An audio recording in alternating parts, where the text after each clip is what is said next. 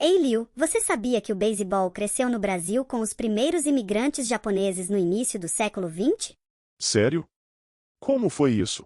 Os primeiros imigrantes japoneses que vieram para trabalhar nas fazendas trouxeram a paixão pelo beisebol, que já era um esporte bem popular no Japão, desde a Revolução Meiji, no final do século XIX, como eu já te contei. Aqui no Brasil, eles viam o beisebol como uma forma de manter suas tradições e de reunir a comunidade, especialmente depois de um dia pesado de trabalho. Era uma forma de confraternização, né?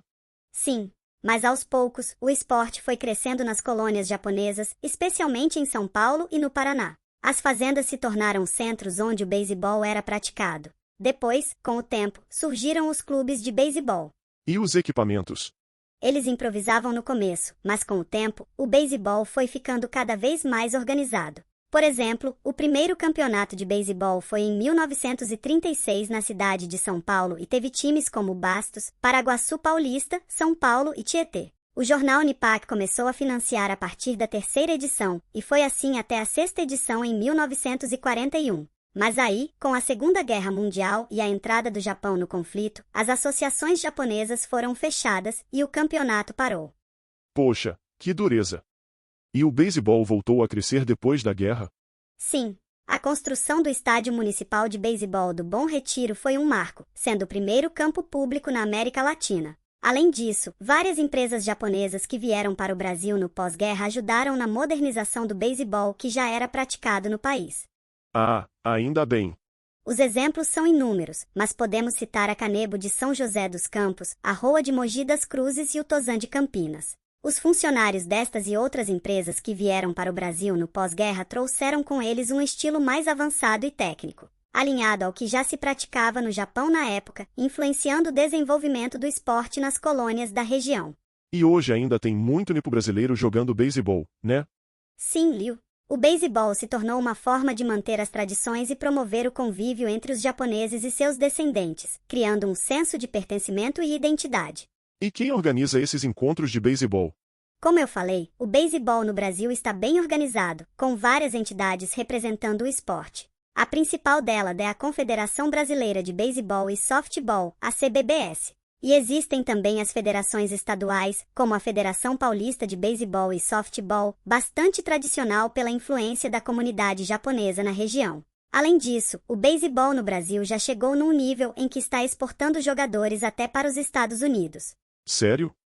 Para o berço do beisebol? Sim, Liu, tanto para a MLB quanto para a MILB. MLB, MILB? Partidos de políticos? Hahaha. Não, Liu. São a Liga Maior e a Liga Menor de Beisebol dos Estados Unidos. Ah, tipo Série A e Série B do futebol? Quase, mas não exatamente. A MLB ou Major League Baseball é a liga principal de beisebol nos Estados Unidos, o nível mais alto. Já a MILB, ou Minor League Baseball, é composta por várias ligas menores, onde os jogadores vão se desenvolver e tentar subir para a MLB. Tipo um estágio então. Eles ficam estagiando antes de virar profissionais na MLB? Tipo isso. Já foram para a MLB, Paulo Orlando na posição de outfielder, Ian Gomes como catcher e os pitcher, André Rienzo, Thiago Vieira e Luiz Gorrara. Caramba! Esses chegaram no topo, né? Mostraram que é possível chegar lá e fazer história.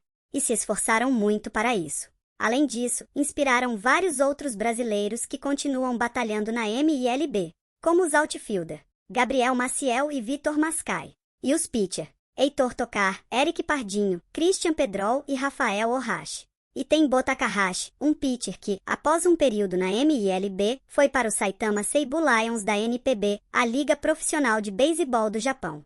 Uau! Dá pra imaginar a garra desse pessoal se esforçando para almejar o topo do topo, né? Exatamente. E eles devem continuar assim até a consagração máxima de suas carreiras como profissionais. E com certeza serão grandes conquistas, não só para eles, mas para o esporte no Brasil. Então, eu só posso dizer uma coisa para todos eles. Do fundo do coração, Gambate!